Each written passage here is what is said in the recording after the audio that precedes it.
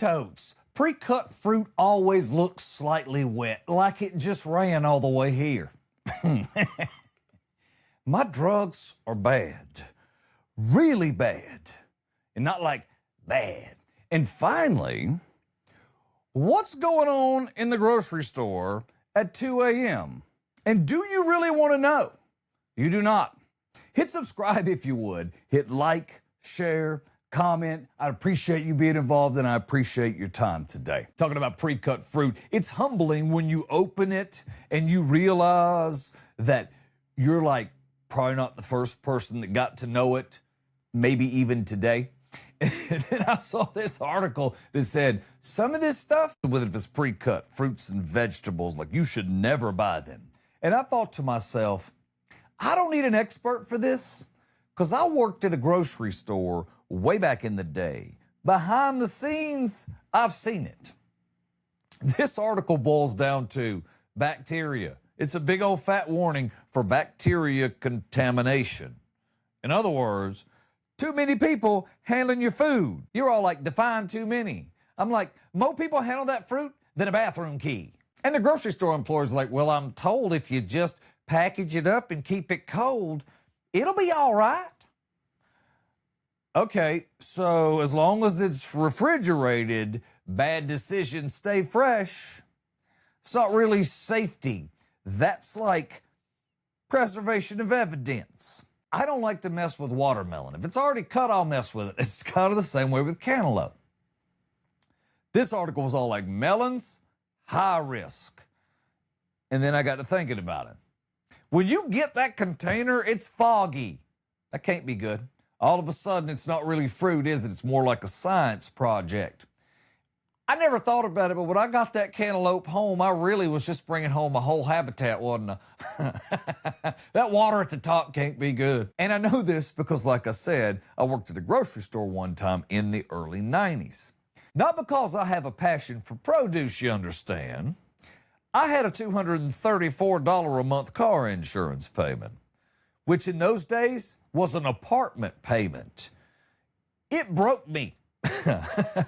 I was paying for a DUI that I never received. I'll explain that. So I didn't get a DUI, but what I did get is in South Carolina, they work off of a point system, and each ticket counts for a certain number of points. And when you hit a certain number of points, you end up with the same insurance rate as someone who has DUIs, which I didn't have. In this case, the tickets added up to the same DUI type insurance. So that's why I always made that joke. One of the tickets I got, I'll never forget it. I got a ticket. I pulled over one afternoon in the city of Andrews, South Carolina. I was in my company truck. I drove to Andrews a lot. A lot of what I did back in those days is I sold goods to a lot of different folks out there. Tires, batteries, oil, all kind of stuff. I did some route sales when I was real young. And I used to go to this town. It was way out. It was way out from where I lived. But out in Andrews, I turned at the red light. I'm doing 37, as I was told later, in a 35, which got me pulled over, which seems ridiculous still to this day. And it was funny because the last 2 points I had available for my license before I got to the you're going to have to really spend a lot of money for insurance number was then. So they pulled me over for 37 and a 35. In the end, I thought, well, like any other ticket in the state of South Carolina, you can usually go appeal your case, and most often the judge will be like, yeah, that makes sense. Let's reduce the number of points but pay the fine. That's a fair trade. In this case, I thought 37 and 35. It seems pretty nitpicky, but okay. So I get to the court date, followed the directions from the Napa guy, and it was a barn that I pulled up to. And I got to the barn. I had to knock on this big barn door, which this lady was much older than me at the time. I was probably 19 to give you an idea. Opened the doors. She was close to 70, and she asked me to come in. I got nervous. The barn's pretty much dark inside, and it smells of barny stuff. So I go in. I'm told I need to walk down the aisle and sit down. As I looked around, I noticed the place was packed with no other humans at all and just a bunch of Barney stuff and this weird chair at the front. The next thing, I'm sitting there quietly, bothering no one. I hear this lady go, "All rise." I look around, I'm like, okay, I'll stand up. So I stood up. Here comes the dude, he's probably 80. And he climbs up into this barber chair that's mounted on this piece of wood and drilled down. It was the craziest scene that I ever witnessed. The man asked me why I was speeding through Andrews. I said, "Well, sir, most of the stuff that you get here, I bring in." And I'll admit, I was not doing 35, but 37 seems a bit nitpicky. I was between red lights. It was a rough time for me. I don't know, whatever. But there, it wasn't like I broke the law and I was speeding. I offended tradition. This was a town that closed on Wednesday at noon. It was done. In the 90s, it was done at noon. If you needed something in Andrews, you could drive to Myrtle Beach or Georgetown, but you won't get it in Andrews. That won't go happen. So, as my memory recalls, obviously things get fuzzy over time. Had to take this grocery store job like I talked about earlier to pay off my lavish lifestyle, my rock and roll lifestyle, being on the radio. I walked in that evening and I talked to the manager, and the manager knew who I was. I had a pretty good following in the town. Radio was actually a deal back then, a big deal. And at night, a lot of people listened because it wasn't as commercial heavy as you would get in the afternoon. And people did things that weren't in front of a screen, which sounds weird. I was the night guy on the country station. So I went and talked to the manager, and he was excited. Like, him and his people, they really liked what I did. So they were like, "Sure, come in." And they were all proud of it. "The Voice is working with us." Well, I worked there for a little while, and right quick I realized my back wasn't made for throwing stock, and they realized that too. So what they had me do was ride in those carts, the ones that are in the grocery store that are designed for people that don't have the best of mobility. People my age now. So I would get in that cart, and I would drive them around, and then I would go in all the aisles, and I'd pull all the beans forward. Everything had to be forward on the counter, and I just made stuff look pretty. I was a straightener. That's all I did. I handled making sure we had tunes at 2 in the morning. It was like a game, a video game in a grocery store at 2 in the morning. I mean, stuff was going everywhere. Boxes were flying. The grocery store was open, but it wasn't busy in hillbilly South Carolina that time of year, or that time of night. So we were slinging stock, music's playing loud. We're making jokes over the loudspeaker because no one's in there. It was a pretty good time. And I learned a little stuff about grocery stores that I never really thought about, especially in South Carolina. They have bugs, lots of bugs. Bugs that you don't want to think about your grocery store having bugs. Think about it. Food, broken containers of food, bugs, giant bugs, big ones. The bakery, it was personal. I trusted the bakery. I like the donuts. I really like to eat donuts. I'm a big fan of the things the bakery does. I like the ladies that worked in the bakery, but I saw them spray for bugs in the bakery. You know what they do? They cover the donuts and the cakes and all that with parchment paper. Then they spray inside those boxes, and those bugs are dead in a couple of hours on top of the parchment paper. Unless they're not. It's a thin piece of paper. Don't worry, we covered them. That's not protection. That's a light suggestion at best. Now, about those kitchens, I'm not saying all grocery stores, but I am saying it's pretty common that those things are kind of filthy back there. Think about this, and you're all like, "That's not true, can't be true." Okay. I'm probably wrong, but my experience was a little different than yours. I tell you what does happen in the morning that you may or may not know. At about 3:30 a.m., I'm back here working like a chef. I'm in the kitchen. I got the ovens on. We're firing up grills.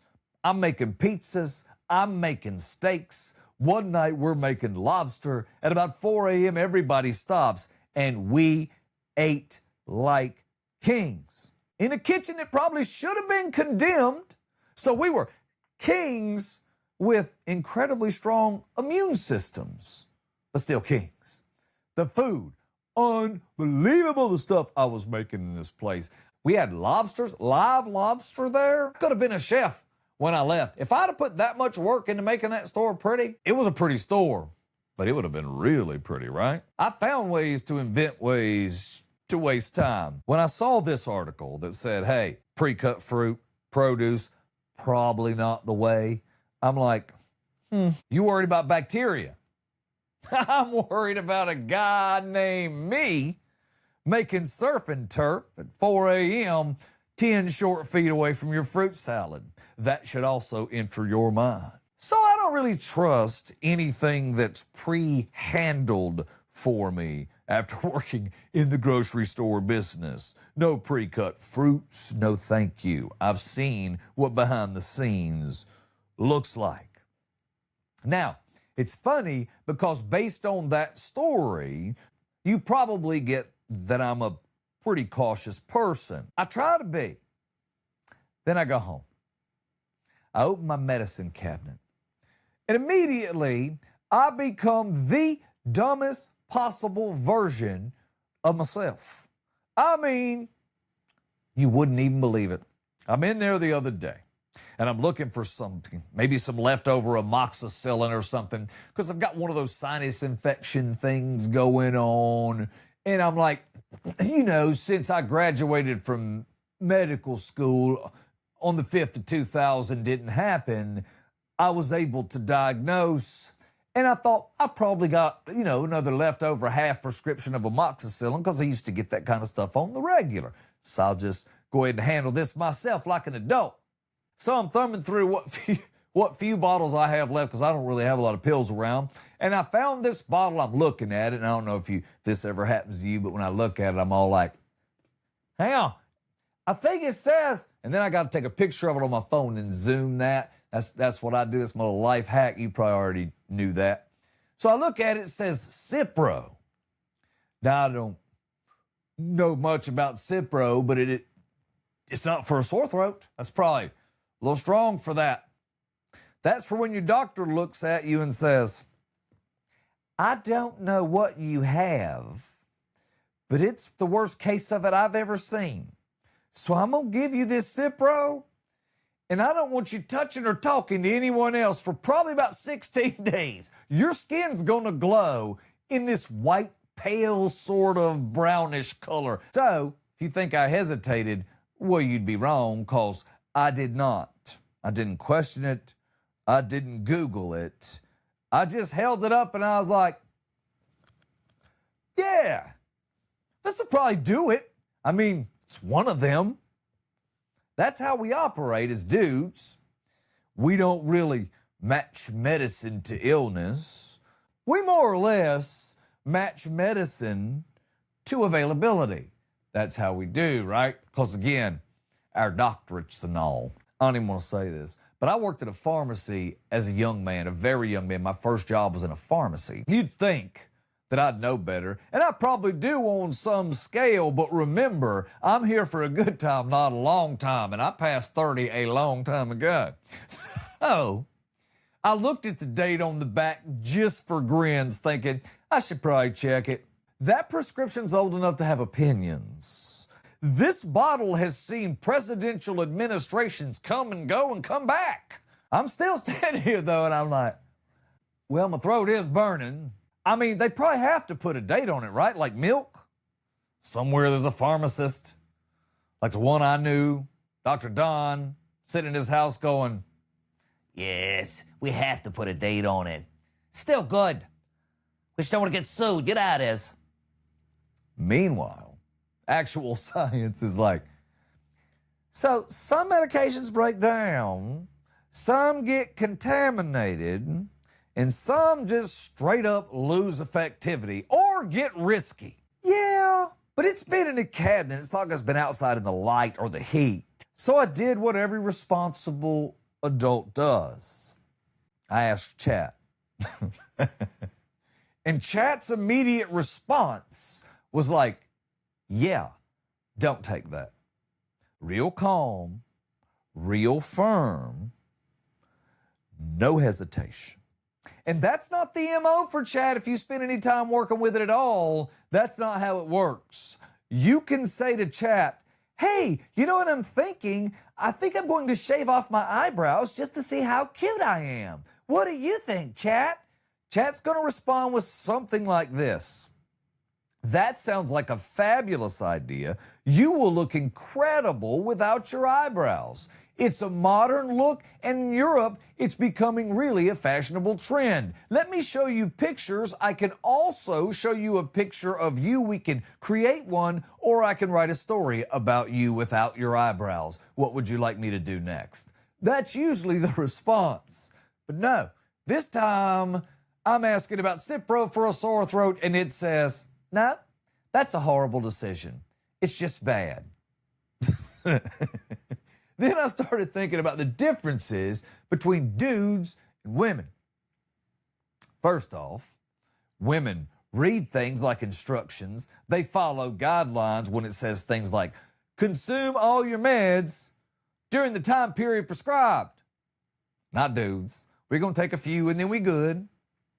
We treat medicine too a lot like food leftovers. If it doesn't smell weird, I'm probably willing to give it a run. I mean, y'all thought it was good at one time. Now, standing in my bathroom, half eyeballing a 10-year-old prescription for something way stronger than I need, thinking about how I'm not willing to eat pre-cut cantaloupe. But I was fully ready to play vintage pharmaceutical roulette. And that's when it hit me. I don't trust grocery stores. I don't really trust pre-cut fruit at all.